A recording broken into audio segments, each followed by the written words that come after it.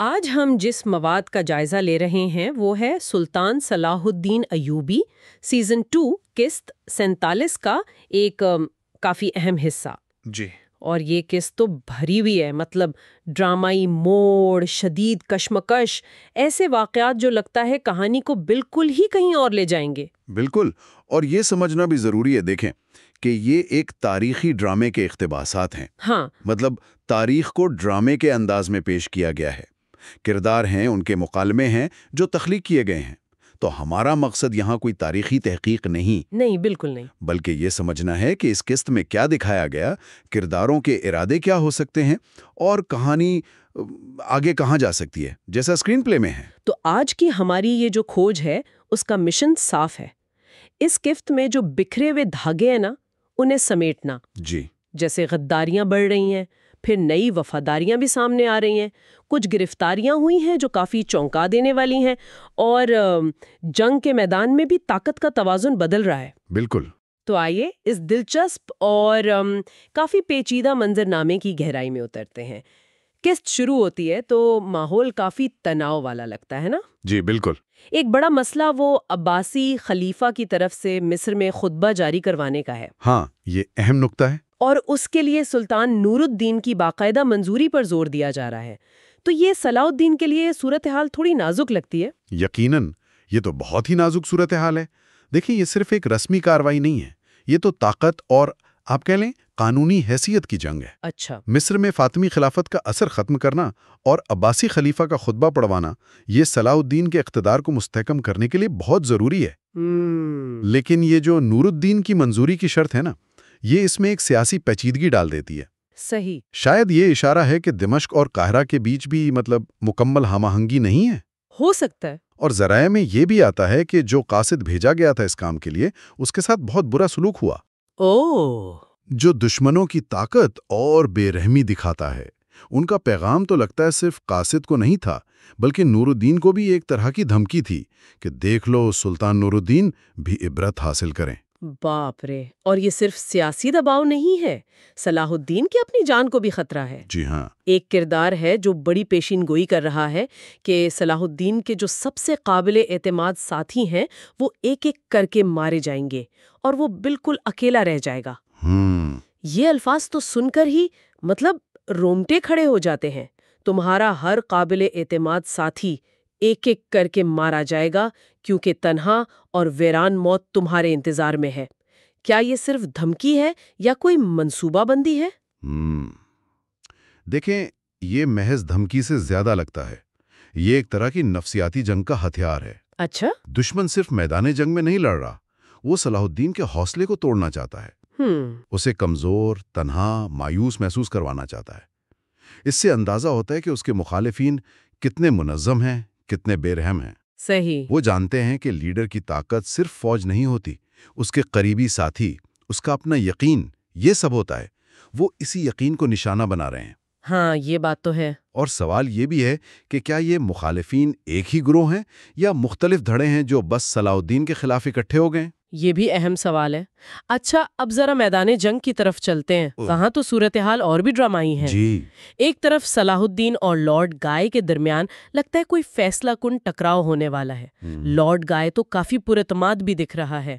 وہ صلاح الدین سے کہہ رہا ہے، تم اپنی موت کی جانب بڑھ رہے ہو صلاح الدین۔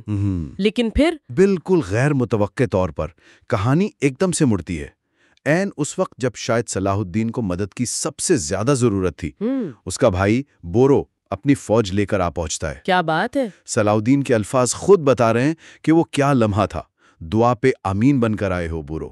واہ، بورو کی آمد یہ صرف فوجی مدد نہیں ہے، یہ کہانی میں ایک بہت بڑا جذباتی اور تصویراتی موڑ ہے۔ جی۔ اور اس کی آمد کی وجہ بھی وہ دوہری لگتی ہے۔ ایک تو بھائی کی مدد ہے، ہاں، لیکن دوسری طرف اس کا اپنا ذاتی انتقام بھی ہے۔ وہ کہتا ہے نا، اپنے بھائی کے جانی دشمن غداروں کا خون بہانے کے لیے آ گیا ہوں۔ اچھا، تو وہ کس بھائی کی بات کر رہا ہے؟ توران شاہ؟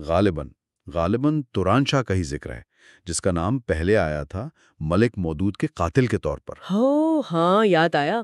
تو یہ جو ذاتی انتقام کا جذبہ ہے نا، یہ بورو کو ایک خطرناک جنگجو تو بناتا ہے، لیکن کیا یہ صلاح الدین کے جو بڑے مقاصد ہیں ان سے ٹکرا سکتا ہے؟ یہ دیکھنا ہوگا۔ یہ بھی ایک زاویہ ہے۔ بہرحال اس وقت تو یہ آمد صلاح الدین کے لیے زندگی کی خبر ہے، اور خاندان کی جو اندرونی وفاداری ہے اس کی طاقت کا بھی ثبوت ہے۔ اور اس اچانک مدد کا اثر دشمنوں پر فوراً نظر آتا ہے۔ لارڈ گائے اور خاص طور پر وہ تاجر راقب، جی راقب، وہ سخت پریشان ہو جاتے ہیں۔ راقب کہتا بھی ہے ہماری ساری محنت ضائع ہو جائے گی۔ اس سے صاف ظاہر ہے کہ بورو کی آمد ان کے منصوبوں کے لیے کتنا بڑا دھچکا ہے۔ ان کا سارا پلان شاید صلاح الدین کی کمزوری پر ٹکا تھا۔ بالکل۔ اور پھر جنگ کا باقاعدہ اعلان ہوتا ہے، ایک نئی شدت کے ساتھ۔ انتقام کا دن آ پہنچا۔ یہ لمحہ تو جنگ کا پاسا بالکل پلٹ سکتا ہے۔ جو شکست تھوڑی دیر پہلے یقینی لگ رہی تھی وہ اب ایک نئی جنگ بن گئی ہے، زیادہ ذاتی، جس میں خاندانی غیرت، پرانے انتقام جیسے شدت جذبات شامل ہو گئے ہیں۔ اور یہ واقعہ ایک اہم بات بھی بتاتا ہے، جنگیں صرف تعداد یا ہتھیاروں سے نہیں جیتی جاتی۔ صحیح۔ کبھی کبھی ایسے غیر متوقع واقعات، ذاتی وفاداریاں، وہ بڑے بڑے منصوبوں پر بھاری پڑ جاتی ہیں۔ بالکل ٹھیک کہا۔ لیکن یہ لڑائی صرف تلواروں سے نہیں ہو رہی تھی۔ قلعوں کی دیواروں کے پیچھے بھی شکوک و شبہات، سازشیں، ایک الگ ہی محاذ گرم تھا۔ جی ہاں، اندرونی محاذ چھا جا رہا ہے۔ اس خفیہ ظلم کے بارے میں تمہیں کس نے بتایا؟ یہ تو بڑی سنگین غداری لگتی ہے۔ بالکل، یہ اندرونی غداری کے سنگین خطرے کی طرف اشارہ ہے، اور یارکی کا جواب تو صورتحال کو اور بھی الجھا دیتا ہے۔ کیا کہتا ہے وہ؟ وہ کہتا ہے کہ قلعہ اندر سے کھوکھلا ہے۔ کھوکھلا؟ اس کا کیا مطلب؟ اب سوال یہی ہے نا، کیا اس کا مطلب ہے قلعے کی دفاعی کمزوریاں ہیں، یا وہ اشارہ کر رہا ہے کہ اندر دوسرے جاسوس، دوسرے غدار موجود ہیں؟ یہ بیان تو قلعے کی قیادت کے لیے شدید تشویش کا باعث ہونا چاہیے۔ یہ تو اعتماد کی بنیادیں ہلا دیتا ہے۔ اور یارقی وہ الزام کس پر ڈالتا ہے؟ وہ الزام بیلین پر ڈال دیتا ہے، شاید اپنی جان بچانے کے لیے، یا ہو سکتا ہے سچ کہہ رہا ہوں۔ اچھا۔ اور ساتھ میں صلیبیوں سے دوستی پر پچھتاوا بھی ظاہر کرتا ہے۔ کافروں سے دوستی کبھی بھلائی نہیں رہتی۔ تو اس بیان سے فوراً کونٹیس میلا کی حفاظت پر سوال کھڑا ہو جاتا ہے، کیونکہ اس کا تعلق بیلین سے ہے۔ بالکل، یہ نقطہ اس دور کے جو پیچیدہ سیاسی اور سماجی حالات تھے نا، ان کی عکاسی کرتا ہے۔ جی۔ مختلف مختلف گروہ ہیں، صلیبی، مسلم امراء، مقامی طاقتیں، بازنطینی، ان کے درمیان تعلقات بہت نازک ہیں، بد اعتمادی سے بھرے ہوئے ہیں۔ یوروکی کا بیان صرف ایک الزام نہیں ہو سکتا، یہ موجودہ اتحاد کو توڑنے، مزید شک پیدا کرنے کی کوشش بھی ہو سکتا ہے۔ اس کی گرفتاری اور بیان سے کئی دوسرے کرداروں کی زندگیاں، ان کی وفاداریاں، وہ سب خطرے میں پڑ سکتی ہیں۔ یہ تو جیسے ایک زنجیر کی کڑی ٹوٹنے والی بات ہے۔ بالکل، جس سے پوری زنجیر بکھر سکتی ہے۔ کہانی میں ایک اور بہت ہی ڈرامائی اور شاید سب سے زیادہ حیران کن موڑ تب آتا ہے جب تحصیلدار کراتگین کو گرفتار کیا جاتا ہے۔ ہاں، کراتگین والا معاملہ۔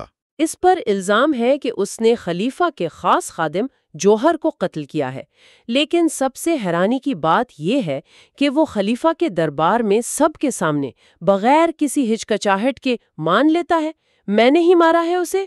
جی، یہ تو خودکشی نہیں تو اور کیا ہے؟ کراتگین کا کردار واقعی بہت پیچیدہ لگتا ہے۔ تہہ دار ہے، وہ خود کو سمجھتا ہے فتنہ پرور اور غداروں کو انجام تک پہنچانے والا۔ اچھا۔ شاید اس کا کوئی اپنا ضابطۂ اخلاق ہے، کوئی اپنا انصاف کا تصور ہے، لیکن ریاست کے قانون کے مطابق تو یہ سنگین جرم ہے۔ ظاہر ہے۔ اور اس کا اعتراف اسے سیدھا موت کی سزا تک لے جاتا ہے۔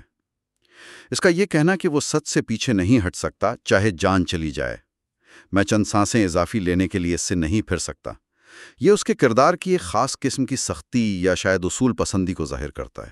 جنونی قسم کی؟ کہہ سکتے ہیں، ایسی اصول پسندی جو ریاستی مصلحتوں سے بھی بالاتر ہے۔ قاضی فاضل کا رد عمل بھی بڑا دلچسپ ہے۔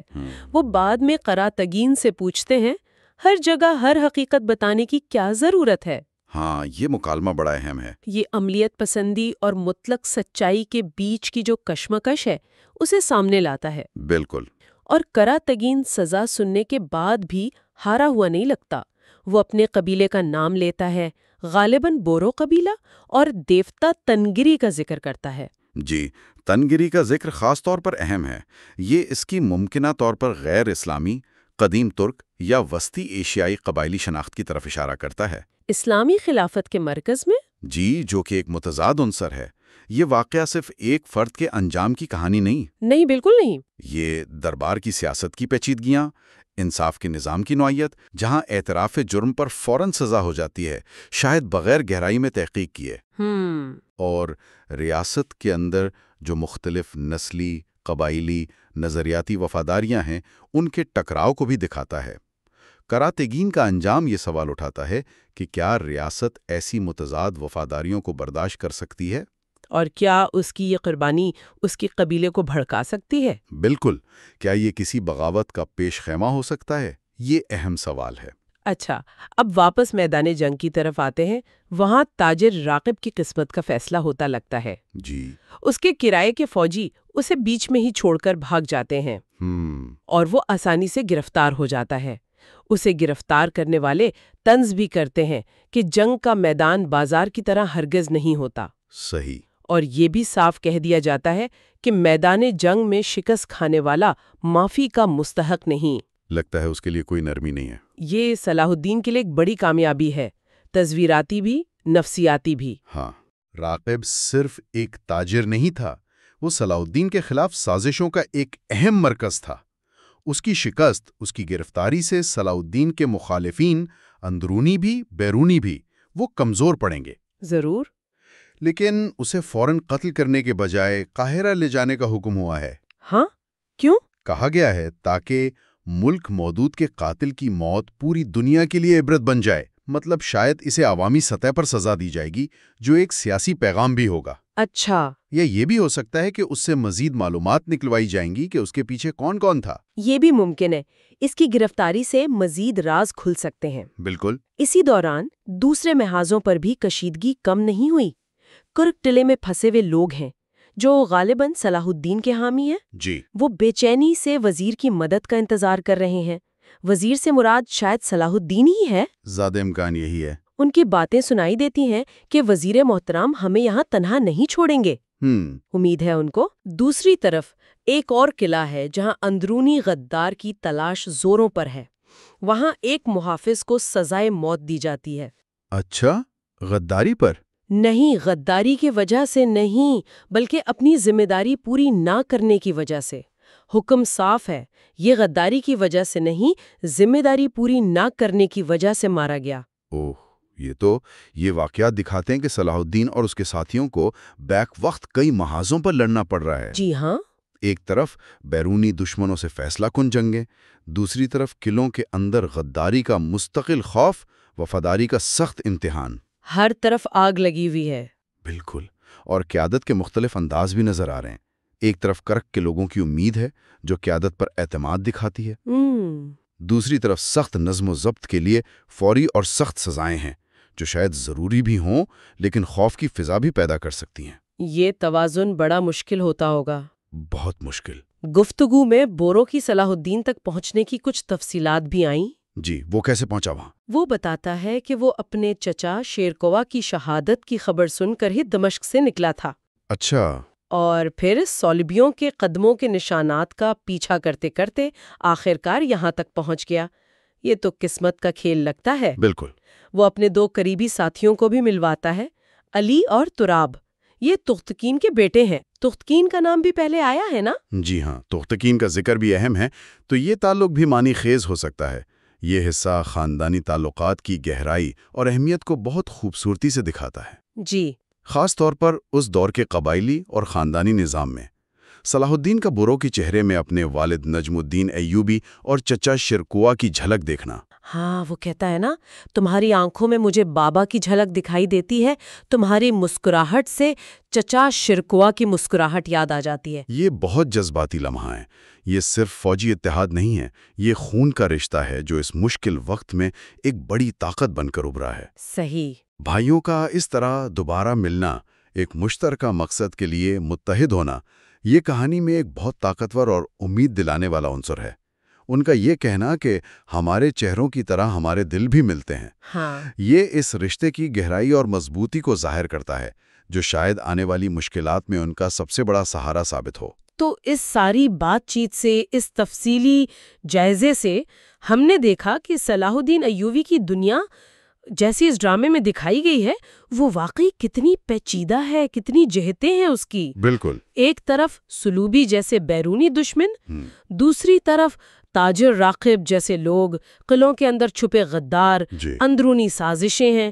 لیکن اسی اندھیرے میں بورو جیسے غیر متوقع مددگار، وفادار ساتھی، وہ روشنی کی کرن بن کے بھی آ رہے ہیں۔ ہاں، یہ بھی ہے۔ اہم کردار ہیں جیسے یار کی، کراتیگین، وہ اپنے انجام کو پہنچ رہے ہیں یا پہنچنے والے ہیں، سزائیں سنائی جا رہی ہیں، اور ہر قدم پر وفاداری کا سخت امتحان ہے۔ بالکل، یہ قسط کئی اہم واقعات کا آپ کہہ لیں کلائمیکس بھی ہے اور آنے والے طوفانوں کا پیش خیمہ بھی۔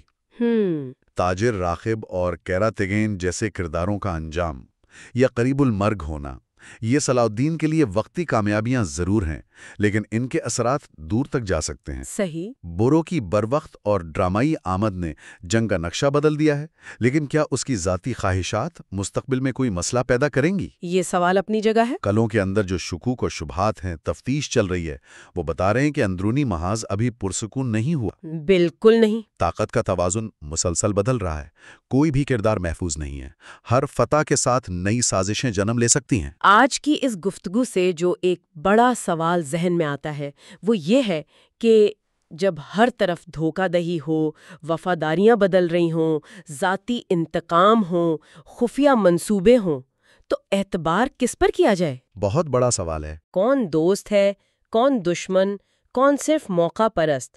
اور یہ جو ٹوٹی بنتی الجھی ہوئی وفاداریاں ہیں، یہ آخر میں مصر، شام اور یروشلم کے مستقبل پر کیسے اثر انداز ہوں گی؟ جی، یہ وہ گہری سوچ ہے جو یہ قسط دیکھنے والوں کے ذہنوں میں چھوڑ جاتی ہے، جس پر وہ خود غور کر سکتے ہیں۔